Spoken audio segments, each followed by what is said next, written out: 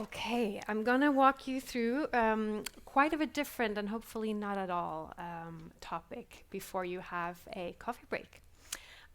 So I, in tandem with the team, named my presentation Arctic Responsible Disruption. Before I jump into it, I'll think we've got so much content here, so I'll just 15 seconds of kind of check in. When I say that, what happens? What lands?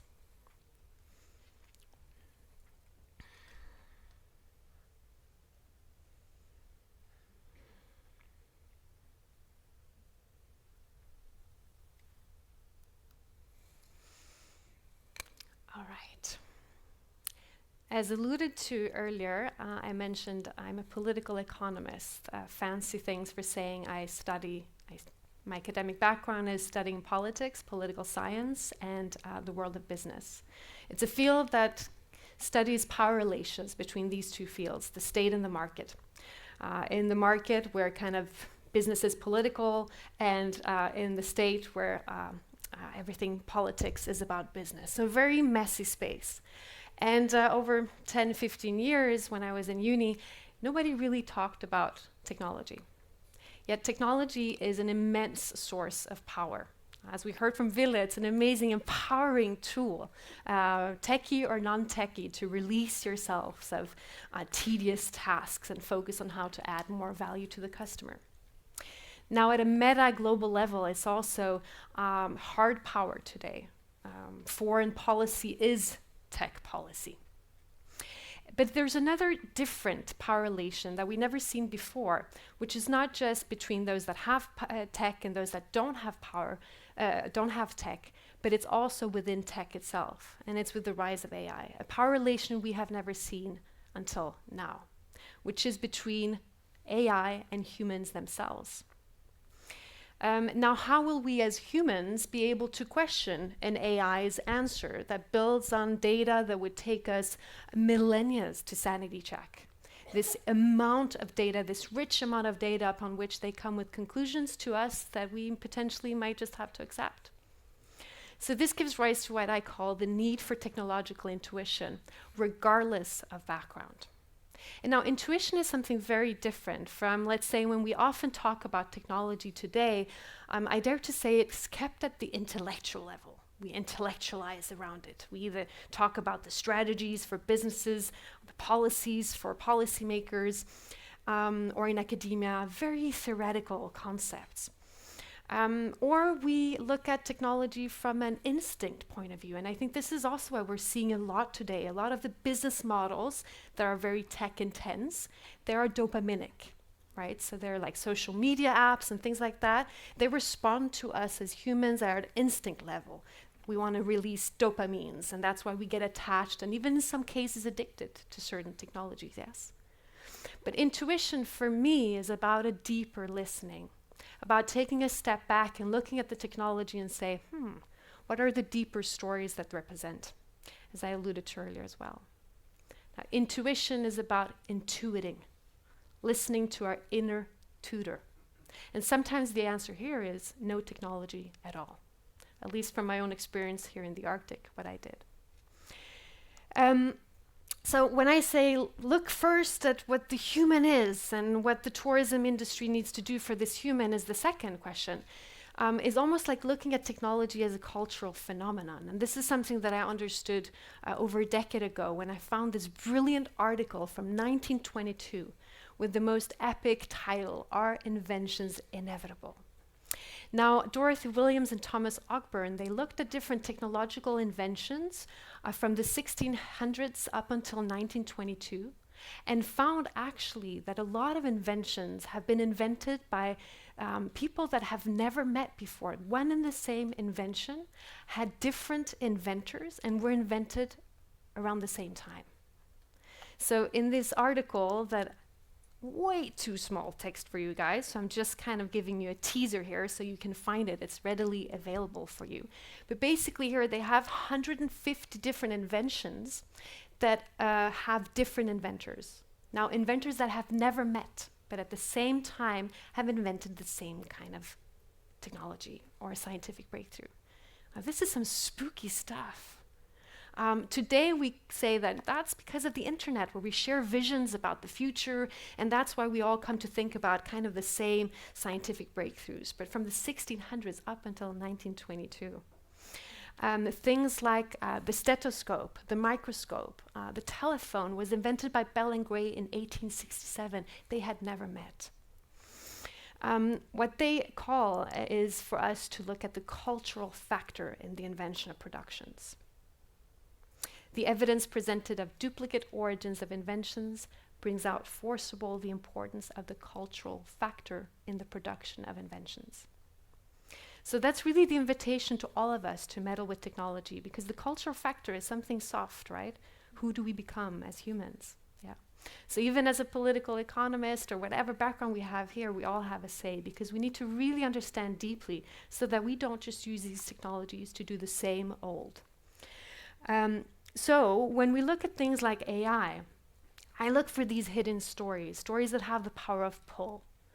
And I say things like this. Last year, by the Ketty Foundation, where they used artificial intelligence to try to decode the phonetic alphabet of sperm whales. And they actually have already now the phonetic alphabet of sperm whales. The first step to actually try to understand them, their communication, and maybe potentially when they communicate with them. That's their hope, at least. Now, that tells us something about the scientific breakthrough of AI. But it also tells us about a culture where humans are starting to become interested in the natural world and everything that is hidden below the surface. Yeah. Or when we have this project that comes out of the recent administration, and this is not Trump's own, but he creates a regulatory environment that is helping Stargate to potentially realize. We'll see. I don't know if you saw this, I think it was announced last week, a $500 billion project on building AI infrastructure. And we've never seen this big of a funding before since the Apollo program. So that just reveals a little bit about where we think the big race is. And Trump is removing all the safeguards. He's removing all the AI acts that Biden implemented because regulation is in the way of AI. And now some would say, especially the Nobel Prize winner Geoffrey Hinton, AI Nobel Prize receiver, would say that, okay, this tells us something about a culture that is more obsessed with beating China than about the existential risk of AI towards humanity. It tells us something about our priorities, yeah? And Trump wants to be the country in the world, the president in the world that, as he says, quote unquote, we will cure cancer. Again, you see here that technology is not just about tech and buttons, it's about understanding also the buttons they push in us. And tech is certainly a source of hard power today. Because Trump, he needs to do this before China. Okay, so this is what we're obsessed with. What are the visions about the future that perform in the present? Because what happens with the Stargate project, some are saying that that's ridiculous, they actually don't have the funding. But you know what? Don't underestimate the power of the hype. We do that way too often. Because what we see in these fields, as futurists, we look for phenomena called the sociology of expectations. Fancy words for saying that our visions about the future actually perform in the present. So the bolder visions about the future, the bolder actions in the present. And there, for us, it becomes about finding those visions with the right ambition level, that they will create the right actions in the present. And what Project Stargate is doing is creating this power of pull around it. So the first thing that happens is that the best brains want to be part of that visions. And when the best brain come, eventually financial capital follows, and these visions tend to have a self-fulfilling prophecy. Yeah. And so what are the visions out there that are dominating in the field of AI? I think one of the strongest ones, these magical Ds, which also holds for any digital technology really, is democratization. Have you heard that before? democratization of tech, We're all releasing these technologies, we're all empowered, and it comes, amongst other things, because we dematerialize. Now, if you look at your smartphone, not too long, because I want your attention for me, but you can see how many things in your smartphone that has been dematerialized by digitalization. So we don't have maps anymore, those big physical maps. We don't have cameras, because everything is here in your phone. And the big dematerialization creates demonetization. Things we used to pay for, we don't pay for anymore, or we pay with means of our data. And that's the disruptive potential of these technologies. And so the big dream that is now with AI, obviously, is that we dematerialize the human. Yeah. So we have the CEO of Anthropic. I just wanted to kind of show where we are. I've never been more confident than ever before that we're close to powerful AI systems. We are on track for human-level systems that surpass humans in every task within 2 to 3 years. So that's 2026, 2027. Elon Musk, I don't know what we say about that dude anymore, but probably smarter than all humans combined by 2029. Sam Altman, the CEO of OpenAI. We are confident we know how to build AGI. The CEO of NVIDIA, AGI will be a reality by 2029. When I throw AGI, I mean artificial general intelligence, And the CEO of Google DeepMind, true AGI was still 5 to 10 years away. So that we have a pretty longer one. But nonetheless, we need to be prepared for the disruption. Now, within marketing and product development, I just wanted to show concretely how that happens. I'm following a guy called Laszlo Gal. Maybe you've heard about him, Villa, because now I'm in your field a little bit. How this democratization is doing. So this guy is using a tool called VO2 from Google, where he just builds in text and create video to create different marketing videos. And he did this video in 24 hours. And I can unfortunately not show you the entire one because it's about 3 minutes, but I can really recommend for you to look at it. And so we'll just see a little snippet. Everything is created with AI, okay? So the humans, the text, and everything. In Italy, through all the decades, he kept buying the best sports cars available from Gianni, who became a friend until the very end. When Weber went for a spirited ride, he did it right in front of the Pisano's house. Porsche, turning heads for generations. So we see this, right? Democratization. I think it's quite powerful when we look at. He also has. Could you turn down the video here? Because I want to talk. Thank you, Alex. He has even like what happened behind the scenes, but everything is AI. So that's not really either. But that's probably my favorite part of his movie, because here you can start to see everything that is dematerialized, right? So not just the humans, which are not humans, so no actors, but also no drones, no cameras, no nothing. So here we really see the power of dematerialization and demonetization, right? So you didn't have to create these amazing investments to be able to create this ad. Yeah? Quite evident and quite kind of... when we look at the applications of AI, I think I only have this one from 2023. I couldn't find a later one, but we also see that we are investing in AI to dematerialize the human, if you wish, right? Customer service, sales assistance, InfoSec. I calibrated this with Villa right before. What do you think? We both agreed that content creation is probably much higher now, 2 years later. But so, the vision with the power of pull. I think the strongest vision is this vision. Have you heard it before? Automate to unleash creativity and human ingenuity. Yeah, if we can get the AIs and the robots to do all the boring stuff, we can unleash our creativity. Yeah, heard this before? Yeah. So I'm excited to see where are we here, really. Where's the human ingenuity right now? And so I tend to go to this. Platform called the Consumer Electronics Show, which is supposedly where the best brains in the world meet to create visions about the future for how we as humans are going to live in a high-tech era. And so if we assume that this holds, we must have unleashed immense creativity, yes? So every year I'm just waiting for whatever comes out with excitement.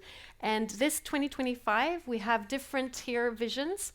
And I want to see where the power of pull for you is here, okay? If this kind of is interesting for you, please nod so I can get a check-in. If it's not interested for you, please do like this. So the first here we have is a dog nanny.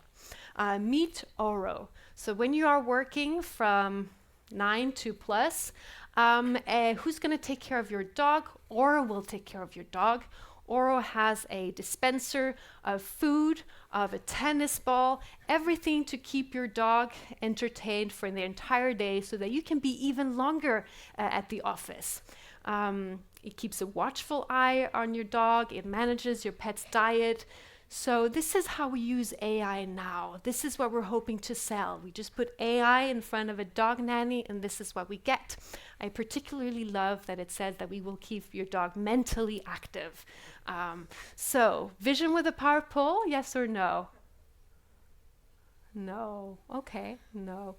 I assumed. Well, maybe because you think, no, I want to be at work way too long and I probably, even though I have a dog, a nanny, I won't be able to take care of a dog. Well, no worries. You can also get this one, which was really breaking the internet from Consumer Electronics Show. That's a robot dog.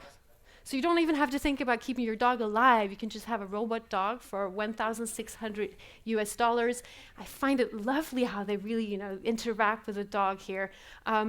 Techies are discussing how it's going to be used beyond just being a dog, which still nobody has the answer to. Power pull, yes or no? So, have we unleashed this amazing human ingenuity? Maybe not, because we are sitting and gaming in front of our computers. Now, this also broke the internet at the Consumer Electronics Show. This new AI gaming chair.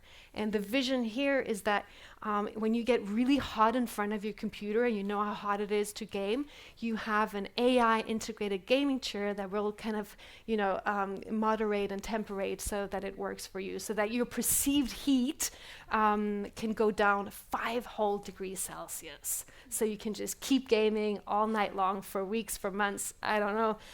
Power pull, yes or no? Oh, some yes? Hands up, can I see you? Oh, yes, this is great for you, you're a gamer? No, for my children. For your children, great. Because you don't want them to just go outside and get a bit of fresh air. No, just stay down there so I can. Okay. My personal favorite, I think, because these are things that you could say, okay, they're a bit at the fringe, even though they broke the internet, but this is what the Consumer Electronics Show themselves defined as most innovative. So this is the Innovation Award that was granted to an AI mattress that somehow, it doesn't really explain how, it will able for spinal cord alignment using AI. What I particularly love here is the way that they describe this mattress. We have pioneered a groundbreaking evolution. This is a revolutionary sleep technology, revolution. And it will, I think this is my personal favorite, allow individuals to unlock their full potential through sleep. Power pull, yes or no? So this is we as a human collective, what we define as the most innovative coming out 2025. We just put AI in front of a chair, AI in front of a dog nanny, AI in front of a mattress. And I'm wondering, what is the problem we're actually solving here? The world is burning in more ways than one, and this is what the world needs the most?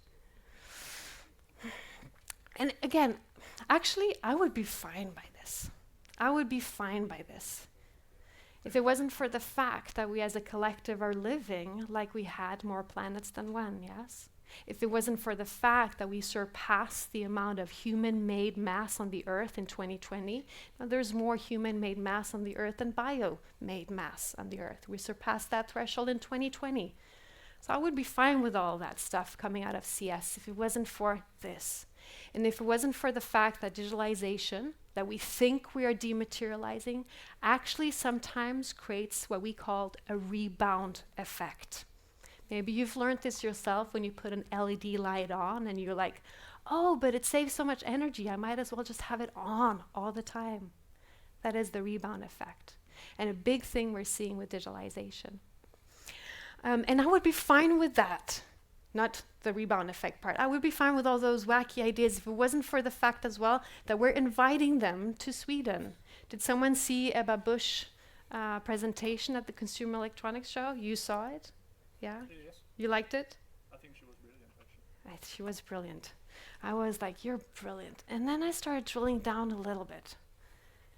Sweden is your playground. Sweden is open for business. Now, Sweden-based, I know we're here Arctic Europeans, but I think this will impact all of us. She's promoting at the Consumer Electronics Show to all these innovators that are putting AI in front of a mattress, a gaming chair, etc. She's proposing and promoting Sweden as your playground. By that she means fossil-free steel. By that she means data centers that are cold. By that she means so-called clean energy. Yeah. So, and also she promotes it with a beautiful picture of the most beautiful thing we have in Sweden, which is the Arctic. So I'm wondering, okay, what are we inviting here?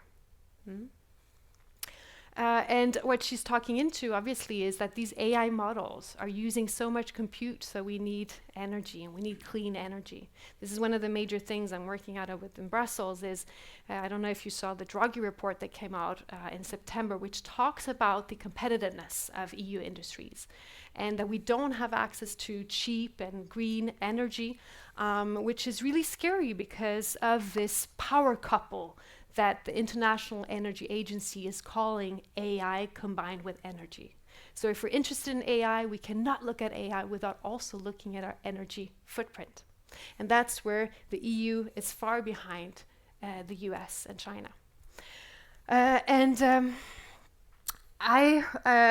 Again, the rebound effects, maybe we'll have clean energy and so on, yes, but we have actually not seen one single energy revolution throughout human history that has led to less energy consumption. We've only seen them as more.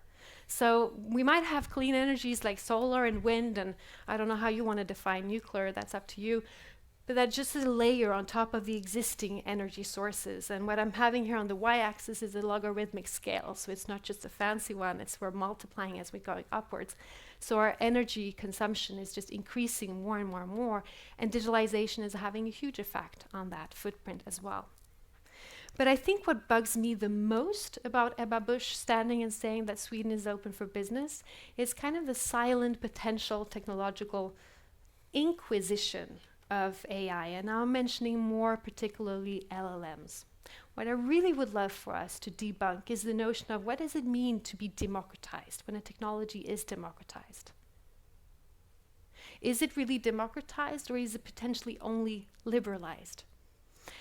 Throughout every industrial revolution, we've had our democratic institutions needing to do upgrades because wages haven't followed technological productivity. Now we're still waiting for this upgrade institutionally. In Europe, we're quite far along on upskilling and making sure that our formal institutions are up to date. But I'm interested in what we don't talk so much about is our informal institutions. What happens in our minds when we start using these large language models at an increasing rate? And the intuition for me is that we need to take a step back and know a little bit how these LLMs are built, so that we can use them responsibly. And one of the good things is to kind of say, okay, who prompted these? Let's say ChatGPT was built on something called the Instruct GPT, the original prototype. And these are 4 Caucasian men prompting and showing their desired output. So they were the one training Instruct GPT that then becomes the ChatGPT that we use today. That's one thing to keep in mind. The next thing to keep in mind is what is the input? What is the data? Obviously, an enormous amount of English data was fed into Instruct GPT, and here over half of it was US-based. So US-based values into the Instruct GPT. If you combine with some other English-speaking countries in the world that also have English as an official language, the representation is way skewed towards US data. And some of the biases that we are talking about today are sexist biases, racist biases, and those are incredibly important, and we still have more and more work to do. It's exciting to see large language models as kind of this mirror that shows us a little bit about our culture so that we know how to upgrade and retrofit. But there's biases that are way more hidden, where we really need to have amped our technological intuition. One that I find particularly interesting and that might explain all the things that came out of the Consumer Electronics Show. They was found by Cognitive Science and released 2 years ago, where we're seeing ChatGPT favoring any idea and proposal that has to do with adding stuff. So they asked ChatGPT to come up with improvements for things like policies, different business ideas, and also code. And then they analyzed. Does ChatGPT give me more answers relating to adding or removing? And they see these skewed towards growth. 249 times more probable to get an answer where the ChatGPT says, you can do this by adding, improve this thing by adding. So the assumption that improval relates to adding. Now, I'm not sure that adding an addendum to a policy makes the policy better. I'm not sure that in a climate or eco-crisis world, adding stuff to the human life makes the human life better. So when we get to these tools closer into our bodies, how can we, into our everydays, how can we make sure to not just look for the most striking biases like racist biases and sexist biases, again, where we still have a lot of work to do, but more hidden biases like the growth bias. I tested this myself in ChatGPT 3.5, and I asked, the word add is a positive word. Would you agree? And it came back with, yes, I agree. The word add is generally considered a positive word because it often conveys the idea of enhancing, increasing, or improving something. The action of adding usually leads to positive outcomes, growth, and enrichments in various contexts. There we have it. I asked the same thing about removing. The word removing is a positive word. Would you agree? And then we get kind of a politician's answer. Depends on the context, you know.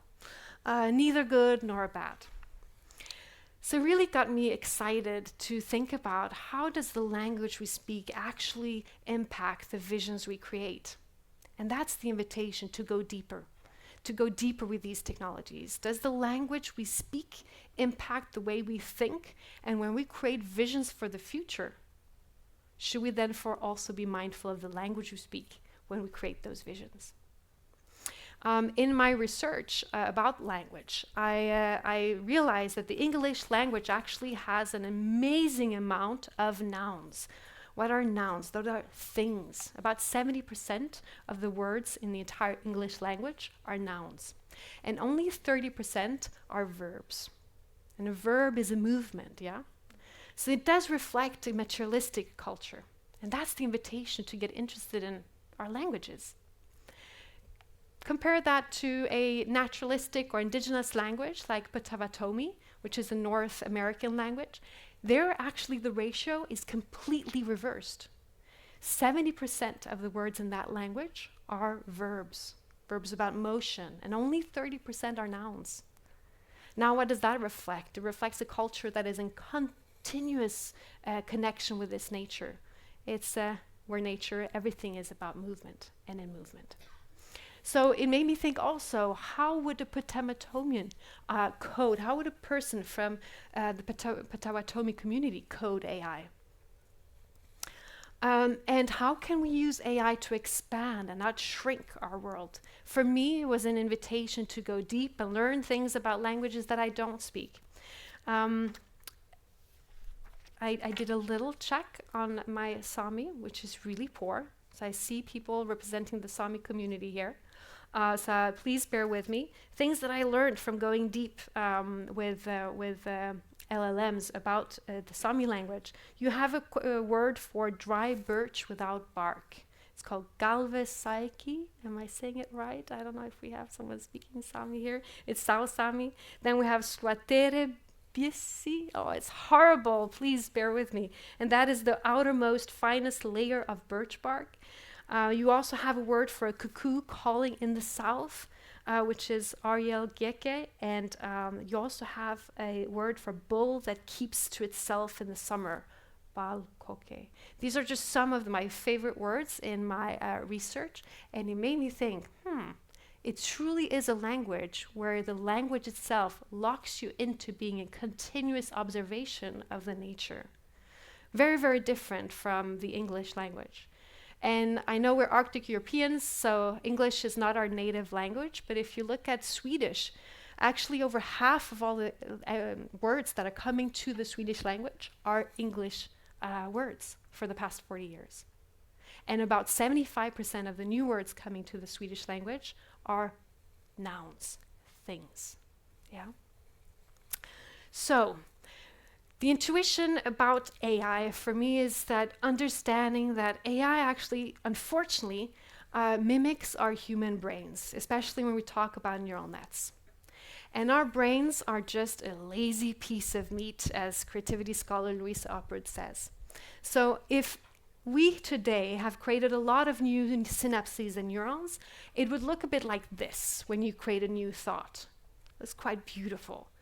These are two synapses or two neurons that are trying to find each other to create a new synapse. This is a new thought, a completely new connection. This is how it looks. It's beautiful, yeah? The poor news is that unless we train this on a day-to-day basis, they will release, because the brain is an energy optimizing muscle that will just want to use less energy, as little as possible. So we will radically want to take the highways, and the highways are just the normal way of thinking. And that is exactly how AIs work. So we need to really stretch our mind when we work with them. Yeah? And that's the really difference between when you talk about AI for product development, where you'll do tomorrow, when you think about all the yummy stuff that Ville presented to you, try to gauge, when am I using AI for incremental innovation to just do efficiency of the status quo, and how can that enable me to release more time to find for disruptive innovation? As Ville said, the dream, right, is to release more time to create more value. I got my eyes totally open for this distinction when I saw this guy. He's 12 years old, and he printed his own prosthetic hand about 15 years ago. He's called John McCarthy.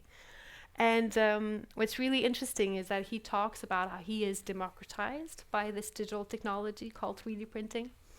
And he is able to download the file open source for free. And it costs him only $100 to print this hand instead of $1,000 to have it made by someone of the traditional industry. A year later, he will grow, and so he will just go in and extend a couple of centimeters and print a new prosthetic hand. So he's really empowered by this tool. But what's more important and interesting for me is when you listen to him, he actually talks about this beautiful vision of having a hand that doesn't just mimic the normal hand. Do you see that it's totally neon and it really looks like a weird hand? This is the whole difference between incremental innovation and disruptive innovation. For him, he says, why should my hand, prosthetic hand, just mimic the normal hand? I want to wear it proudly. As I do not have a hand there, why could I not just then have a super hand? He talks about how he embeds in his prosthetic hand robotics to have a super hand that is even better than the normal or hand that we all other have. But what's more is also that this community releases a prosthetic hand that is good enough to be able to be distributed to the 30 million people around the world that don't have prosthetic hands. And now this is at the center when we work with disruptive innovation. What are the value shifts that we bet on? And this is a way for you to gauge. In the old community, we would probably value success according to mass standardized product that we push out, right? We create them, and then we push them out, and then we create a demand for them. We're here instead, we have pulled the demand towards us. We press print when there is a demand. We have mass customized the product. Even better, he is a so-called prosumer. He's his own producer and consumer, instead of dividing people into producers and consumers. And the definition of not selling products, but selling problems. Ville was also talking about this, about Marriott, that is not selling rooms, but selling experiences. And this is going from product selling to problem solving, really going a step deeper. And this is a prosthetic hand. So what does that have to do with tourism? Now, if you see things like Airbnb, kind of similar value shifts it talks into, yeah?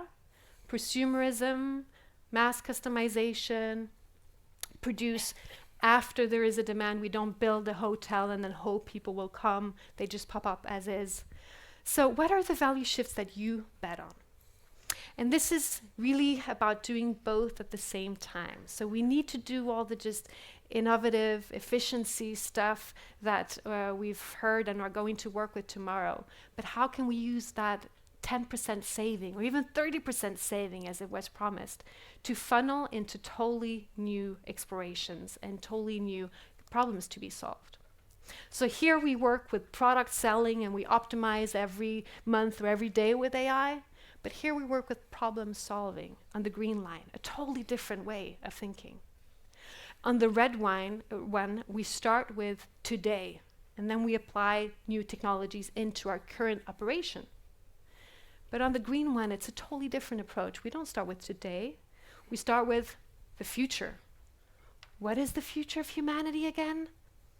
And then ask ourselves, how does tourism need to answer to that human? And then in the final end, we say, and what product do we sell for that human? Totally different approach. And we need to do both at the same time. Super difficult. A take-home exercise that I want to give you is, if you want to dive into this concept, this disruptive innovation concept, this is an exercise, but you will also get my slides, so you don't have to take pictures, but you can. But this is a quite neat exercise to take home. And at the center have, what are the value shifts that I bet on? If there's questions to this, I will answer them also afterwards. Just, email me and say, I'm stuck in this exercise. What Ebba talks about is how to turn fear into hope. She talks about the new generation of humans that have been stuck or are stuck in fear because of an eco crisis, because of the geopolitical situation. And I think she's spot on that we need to drive from fear over to hope. But her answer, I fear, is a little bit simplistic. When she talks about Sweden as the playground, she talks about technological innovation. We will innovate ourselves out of climate change, basically. And I'm not sure that she really understands this generation at a deeper level. This generation, amongst other things, this is the largest survey looked at this generation on the eco crisis, and 10,000 youth between the ages of 18 to 25, and was asked their sensation around climate anxiety. And I think particularly this is an interesting number. 45% are functionally impaired. That means on a day-to-day basis, when they go to school or where they go to work, they are functionally impaired. They're so struck by climate anxiety that they cannot fully function on an everyday basis. And I don't think that that's only solved by technological innovation. Now, the value shifts that I think are maybe important to highlight in this particular context for Arctic Europeans is that this generation, 1 in 10 is willing to, not 1 in 10, that was the boomers. 9 in 10 of this generation are willing to work for a company that has purpose over profit. With boomers, that's just 1 in 10. So they are purpose-driven, and they're also choosing politicians that are science-based. They want to put the right price on our economy, on the environment. And they're a generation that wants to not master nature the way that they develop products, but that they want to mimic nature. And there's certainly a generation that thinks that sustainability is not enough, but they want to regenerate the earth and pay back to ecological debt accumulated over time. Now, what we're talking about is a generation where we've never seen to date a generation that is about to inherit as much wealth. So they're on the one hand inheriting huge ecological debt, but at the same time also the most wealth we've ever seen passed from one generation to another. up towards 100 trillion US dollars. Now that's money. I'm like, I don't know if you notice, your brains are like, I don't even know how that is, but it starts to hurt. It's a lot of money. So this generation is, I sometimes call them the Greta Thunbergs, but with money, yeah, and that are buying products according to these values, and that are choosing politicians according to these values. Now, I'm going to skip a couple of slides to what that means for me in an Arctic context. Alex, could you skip maybe 4 slides, see where we land?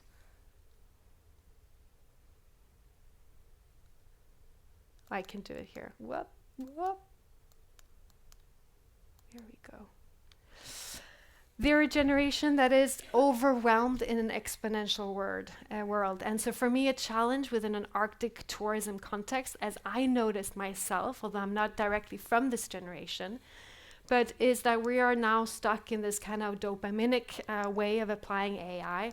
Has anybody seen Fantasia from the 50s? It's the first Disney movie ever. Yeah, you've seen it. Do you remember this kind of setting, right? Mickey Mouse is trying to improve and optimize how to tidy after himself. And in his exponential replication of the broom that is going to help him, it's basically leading to the demise of himself, and is trying to read the book of how to fix that. I fear this is a little bit where we're into, right? Where we're facing, especially in the race when we talk about the EU versus China and versus the US. And so how can we have this pause in an exponential world to really check in? For me, there was no more powerful pause than coming here to the Arctic. The challenge too is that we are faced with wicked problems. Now, this is a concept that came out when we started inventing nuclear technology. Wicked problems are a problem that doesn't really have a solution.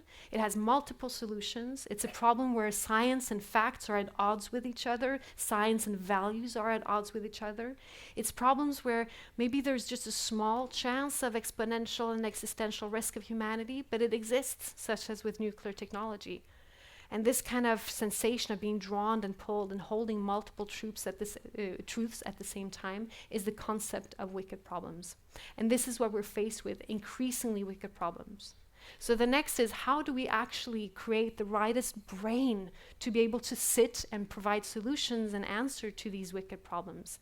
When we're faced with mental health decline and digital addiction and so on, do we actually have the right brains and hearts to look at these wicked problems? So how can we also create a pause to calibrate our intuition for these wicked problems?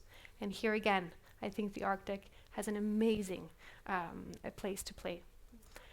And lastly, the challenge number 3 is that once we've checked in with the wicked problems, when we've regenerated our bodies and mind at a deeper level, we need to start looking for these fringe futures at the edge, desired futures. Because especially if we use LLMs to just do same old, we will have way too much of the status quo. And I think you agree that the status quo is something that we cannot not have. So how can we expand and look for fringe futures at the edge? It's really a radical time we live in, yeah? But the good news of that is that our customers and people around us are expecting radical. So what is the right kind of radical? And how can they also come to the Arctic to be inspired by the right kind of radical visions at the edge? And I'm certain that there is a ton of those visions here that they can be exposed to and inspired by. That's at least my utopian vision of Arctic AI and responsible disruption in the Arctic. All right. Thank you for that. There's a coffee break. We're actually just going to release you directly to the coffee break. And I'll be here all day, all night. So, you know, if there's anything that lands or doesn't land and you want to talk with me, please do. We will have, after the break, we'll have Märtha Rehnberg and the presentations from the 3 different digital companies. So that will be really exciting. Please be back here in 20 minutes, so 15:20. Yeah. Thank you for a first good start of the session.